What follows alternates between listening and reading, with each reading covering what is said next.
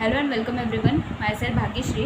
Today we are going to discuss how to study paper 20, that is CMA final का group 4 का जो भी last paper है, paper number 20, वो हम लोग अभी डिस्कस करेंगे कि हम लोग को ये पेपर कैसे स्टडी करना है. सो इसमें स्टार्टिंग में जो भी हम लोग को पाई चार्ट दिया हुआ है वो हम लोग देखेंगे. इसमें क्या बोला है कि ए दैट इज सेक्शन ए के लिए 50% और सेक्शन बी के लिए 50%. सेक्शन ए में स्ट्रैटेजिक परफॉर्मेंस मैनेजमेंट यानी कि SPM का पार्ट है ये, और B is for business valuation. तो हम लोग डायरेक्टली जाएंगे इंडेक्स के ऊपर. सी ये हम लोग का जो भी सेक्शन ए है that is strategic performance management 50% यानी कि 50 मार्क्स के लिए वो हम लोग फर्स्ट ऑफ ऑल डिस्कस करेंगे. इसमें जो भी फर्स्ट चैप्टर है वो पूरा थियरी है, मतलब इसमें पूरा थियरी क्वेश्चन ही दिया हुआ है. सो एग्ज़ाम में अगर इसके ऊपर कुछ भी क्वेश्चन पूछा जाए तो वो थियरी क्वेश्चन ही होगा. उसके बाद ये जो भी स्टडी नोट नंबर 2 दिया हुआ है that is performance evaluation and improvement tools. इसमें मोस्टली थियरी ही ज़्यादा दिया हुआ है और 3 ही सम दिया हुआ है. तो बेसिकली ये देखा जाए तो first study note and second study note ये पूरा थियरी वाला स्टडी नोट है. और देखा जाए तो सेक्शन ए के लिए दैट इज़ SPM के लिए ये ज़्यादा इम्पॉर्टेंट नहीं है क्योंकि थियरी दिया हुआ है. तो थियरी तो आप लोग एक बार रीड करोगे तो भी आपको वो कॉन्सेप्ट तो समझ में आ जाएगा. सो कॉन्सेप्ट अगर हम लोग के क्लियर है तो क्वेश्चन पूछा जाए तो हम लोग उसके बारे में लिख सकते हैं. सो एक दो बार आप लोग को ये रीड करके भी आप लोग ये प्रिपेयर कर सकते हो. सो सेक्शन ए में ज़्यादा इम्पॉर्टेंट अगर कौन सी स्टडी नोट है तो फिर ये study note number 3 and study note number 4 है. ये बहुत ज़्यादा इम्पोर्टेंट है क्योंकि स्टडी नोट नंबर 3 में हम लोग को economic efficiency of the firm ये जो स्टडी नोट है इसमें इलस्ट्रेशंस है, पूरा 47 इलस्ट्रेशंस इसमें दिया हुआ है. तो सेक्शन ए के लिए जो भी प्रैक्टिकल क्वेश्चंस पूछे जाएंगे वो study note number 3 and study note number 4 से ही पूछे जाएंगे. तो स्टडी नोट नंबर 3 आपको बहुत अच्छे से करना पड़ेगा. उसमें भी कुछ ऐसे सम्स है वो बहुत ही ज़्यादा कॉम्प्लिकेटेड है या फिर बहुत ही ज़्यादा बड़े हैं, तो वैसे आप लोग स्किप कर सकते हो. लेकिन स्किप करने के बाद एग्ज़ाम के बाद आप लोग वो एक बार गो थ्रू कर लेना क्योंकि हम लोग प्रोफेशनल एग्ज़ाम दे रहे हैं. उसमें हम लोग को कुछ भी स्किप नहीं करना चाहिए क्योंकि सिर्फ एग्ज़ाम पास करके तो कुछ यूज़ नहीं होने वाला है. हम लोग प्रोफेशनल डिग्री ले रहे हैं तो हमारे पास नॉलेज भी होना ज़रूरी है. तो एग्ज़ाम पॉइंट ऑफ व्यू से अगर आप लोग ने कुछ पार्ट या फिर कुछ क्वेश्चन अगर आपको बहुत ही टफ लग रहे हैं, नहीं आ रहा है, ऐसा अगर लग रहा है तो आप लोग स्किप कर सकते हो. लेकिन एग्ज़ाम के बाद जो भी रिज़ल्ट आने तक का टाइम रहता है तभी हम लोग तो फ्री रहते हैं. तो उस टाइम पे आप लोग ये सारे क्वेश्चंस अच्छे से प्रिपेयर करके ले सकते हो ताकि आप लोग के पास नॉलेज भी अच्छा आ जाए. सो स्टडी नोट नंबर 3 आपको अच्छे से प्रिपेयर करना है. जो भी इलस्ट्रेशंस है वो अच्छे से करो. इसमें का थियरी आप लोग ने एक बार रीड किया तो भी चलेगा. इसका थियरी ज़्यादा हम लोग को एग्ज़ाम पॉइंट ऑफ व्यू से इम्पॉर्टेंट नहीं है क्योंकि ये प्रैक्टिकल टॉपिक है. सो प्रैक्टिकल क्वेश्चंस इसमें से ज़्यादा पूछने के चांसेस होते हैं. तो थियरी आप लोग ने एक दो बार रीड किया तो भी चल जाएगा.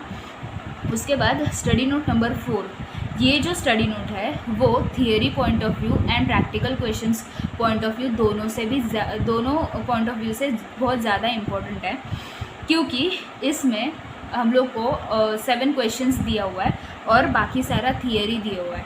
तो ये चैप्टर से दैट इज़ ये study note say that is enterprise risk management से हम लोग को प्रैक्टिकल सम्स भी पूछा जा सकता है और थियरी ज़्यादा पूछा जा सकता है. सो हम लोग को section A that is strategic performance management में अगर स्टडी चालू करना है, हम लोग अगर स्टडी इसका स्टार्ट कर रहे हैं तो फर्स्ट ऑफ ऑल हम लोग को study note number 3 and study note number 4 के ऊपर कॉन्सेंट्रेट करना है. सो ये दोनों अगर स्टडी नोट आपके अच्छे से प्रिपेयर हो that is study note number 3 and 4 तो आप लोग को ये section A that is SPM में कुछ भी प्रॉब्लम नहीं आएगा क्योंकि ये दोनों तो फुल्ली थियरी चैप्टर्स हैं. ये आप लोग एक दो बार रीड करोगे तो भी आप लोग को कॉन्सेप्ट तो समझ में आ ही जाएंगे. सो आप लोग को कॉन्सेंट्रेट करना है स्टडी नोट नंबर 3 एंड 4 क्योंकि प्रैक्टिकल सम्स हम लोग जब भी सॉल्व करते हैं तभी हम लोग को उसका नॉलेज ज़्यादा आता है और हम लोग कॉन्फिडेंटली वो एग्ज़ाम में सॉल्व कर पाते हैं. सो प्रैक्टिकल सम्स आपको पहले कॉन्सेंट्रेट करना है उसके ऊपर, उसके बाद थियरी के ऊपर कॉन्सेंट्रेट करना है. लास्ट में हम लोग सीक्वेंस देखेंगे कि कौन से स्टडी नोट हम लोग को पहले करना चाहिए और कौन से हम लोग बाद में कर सकते हैं. Section B that is business valuation, इसमें जो भी फर्स्ट है that is business valuation basics, ये भी पूरा थियरी चैप्टर है, इसमें कुछ भी सम्स नहीं है। सो ये आप लोग एक दो बार रीड करोगे तो भी आपका प्रिपेयर हो जाएगा। सो ये पूरा थियरी है। उसके बाद वैल्यूएशन मॉडल्स। अब ये जो वैल्यूएशन मॉडल्स है ये स्टडी नोट वैसे देखा जाए तो ज़रा टफ है, क्योंकि इसके जो भी सम्स है वो इजीली समझ में नहीं आते हैं, क्योंकि ये थोड़ा बहुत एसएफएम टाइप यानी कि स्ट्रेटेजिक फाइनेंशियल मैनेजमेंट तक के टाइप वाला ये एक स्टडी नोट दिया हुआ है। इसमें वो सारा कैलकुलेशंस है और वो सारा बहुत सारे कॉन्सेप्ट्स है। तो ये वाला स्टडी नोट मैंने जब स्टडी किया था इस सब्जेक्ट का, उस टाइम पे मैंने ये बहुत लास्ट में रखा था, क्योंकि ये अगर हम लोग करेंगे तो एग्ज़ाम का प्रिपरेशन करते समय दिक्कत हो सकता है। क्योंकि कैसा होता है कि हम लोग ने अगर पूरा ऐसे किया, मतलब टफ़ टॉपिक भी पहले किए और उसके बाद इजी टॉपिक्स किए, तो एग्ज़ाम के टाइम पे कैसा होता है कि हम लोग के पास बहुत ही कम टाइम रहता है। अगर हम लोग 2 ग्रुप दे रहे तो बहुत ही कम टाइम रहता है, अगर सिंगल दे रहे तो थोड़ा ज़्यादा टाइम रहता है। उस टाइम पे क्या होता है कि अगर हम लोग ने टफ़ टॉपिक किया तो स्टार्टिंग में हम लोग क्या सोचते हैं कि पहले टफ़ वाला करके लेते हैं, तो टफ़ वाला हम लोग करने के लिए बैठते हैं। तो वो करते करते हम लोग इतना उस पर कॉन्सेंट्रेट करते बैठते हैं कि बाकी सारे टॉपिक्स वैसे ही रह जाते हैं। तो मैंने आज तक यही स्ट्रेटेजी फॉलो किया है कि जो भी इजी टॉपिक्स है वो पहले करके लेती हूँ मैं, बाद में जो भी टफ़ टॉपिक्स है उसके ऊपर कॉन्सेंट्रेट करती हूँ। स्टडी करते समय भी मैंने ऐसे ही किया था, टॉपिक्स सिलेक्ट किए थे कि फ़र्स्ट ऑफ ऑल मैं ये स्टडी नोट करूँगी, उसके बाद ये वाला करूँगी। क्योंकि कैसे होता है कि इजी वाला एक बार करके हम लोग ने साइड में रखा ना, तो फिर हम लोग टफ़ वाले पे अच्छे से कंसंट्रेट कर पाते हैं। सो ये जो वैल्यूएशन मॉडल्स है वो बहुत सारे स्टूडेंट्स को थोड़ा टफ़ ही लगता है, तो मैं सजेस्ट करूँगी कि ये थोड़ा हम लोग बाद में करें तो बेटर रहेगा। उसके बाद study note number 7 valuation of assets and liabilities, ये बहुत ही अच्छा और सिंपल ऐसा स्टडी नोट है, क्योंकि इसमें क्या है पूरा वैल्यूएशन दिया हुआ है इन्वेंट्री का, इन्वेस्टमेंट का, उसके बाद टैंजिबल्स असेट का, ह्यूमन रिसोर्सेज का और इकोनॉमिक वैल्यू एडेड और लायबिलिटीज़ का। ये सब वैसे देखा जाए तो ये बहुत ही नॉलेजेबल और इजी ऐसा स्टडी नोट है। उसके बाद जो भी स्टडी नोट नंबर 8 है that is last study note, valuation in mergers and acquisition. ये एग्ज़ाम पॉइंट ऑफ व्यू से बहुत ज़्यादा इम्पॉर्टेंट है। सेक्शन बी यानी कि बिजनेस वैल्यूएशन में सिर्फ ये जो फर्स्ट स्टडी नोट है वो थियरी वाला स्टडी नोट है, बाकी सारे ये तीनों स्टडी नोट ये प्रैक्टिकल स्टडी नोट है। तो मैंने स्टडी करते समय क्या किया था, मैंने ज़्यादा कंसंट्रेट किया था ये दोनों में, स्टडी नोट नंबर 7 एंड 8 में, क्योंकि ये इजी भी है और ये एग्ज़ाम पॉइंट ऑफ व्यू से इम्पॉर्टेंट भी है।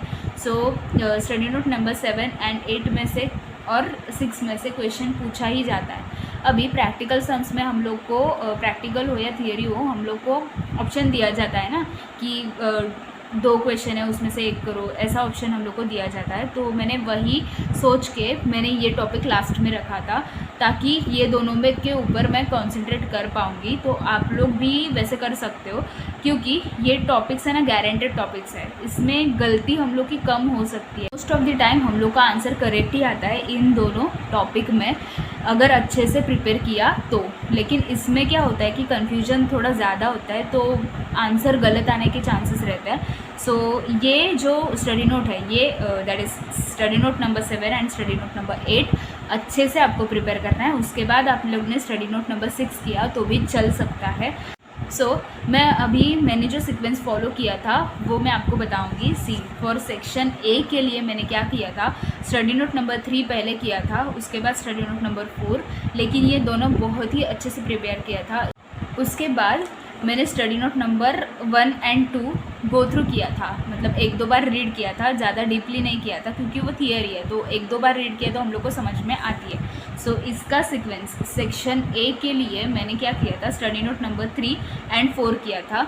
उसके बाद सेक्शन बी में मैंने प्रैक्टिकल सम्स के प्रिपरेशन के लिए मैंने सीक्वेंस क्या किया था, स्टडी नोट नंबर 3 किया अच्छे से, उसके बाद स्टडी नोट नंबर 4 किया, उसके बाद मैंने स्टडी नोट नंबर 8 किया और स्टडी नोट नंबर 7 किया, यानी कि study note number 3, 4, 8 and 7।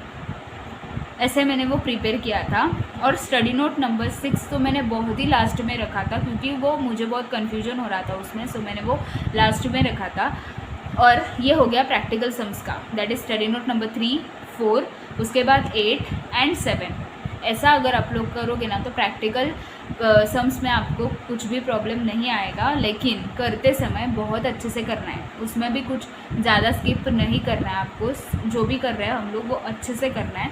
So theory के लिए मैंने ये जो पहले 2 चैप्टर है वो 1-2 बार रीड किए थे, तो थियरी तो समझ में आ जाता है, तो इतना कुछ प्रॉब्लम नहीं हुआ। उसके बाद ये वाला जो थियरी का चैप्टर है वो किया था। सो अगर आप लोग को प्रिपेयर करना है पेपर नंबर 20, तो मोस्टली आप लोग सीक्वेंस वाइज ही जाइए। आप लोग स्टडी नोट नंबर 3 कीजिए, प्रैक्टिकल सम्स के ऊपर आप लोग को उसमें कॉन्सेंट्रेट करना है। उसके बाद स्टडी नोट नंबर 4 में प्रैक्टिकल सम्स पे भी कॉन्सेंट्रेट करना है, और थियरी बहुत ज़्यादा इम्पॉर्टेंट है स्टडी नोट नंबर 4 की। उसके बाद ये स्टडी नोट नंबर 8 इम्पॉर्टेंट है, और स्टडी नोट नंबर 7। ऐसे आप लोग प्रिपेयर करो, और लास्ट में अगर स्टडी नोट नंबर 6 किया तो भी चलेगा। और थियरी में लास्ट में हम लोग जस्ट बिजनेस वैल्यूएशन रीड करेंगे। सो इधर मैंने मेरा स्ट्रैटेजी बता दिया कि मैंने कैसे किया था पेपर नंबर 20 में। तो मुझे पेपर नंबर 20 में 70 मार्क्स मिला था। तो अगर आप लोग ने ऐसा स्ट्रेटेजी फॉलो किया और बहुत सारा प्रैक्टिस किया तो आप लोग को इससे भी ज़्यादा अच्छे मार्क्स आ सकते हैं। तो अगर ये वीडियो आपको हेल्पफुल लगा हो तो प्लीज़ वीडियो को लाइक कर देना, अपने फ्रेंड्स के साथ शेयर करना, और मेरे चैनल को सब्सक्राइब करना, क्योंकि ऐसे ही बहुत सारे टॉपिक पे अभी नए वीडियोस पोस्ट होने वाले हैं। Thanks for watching friends.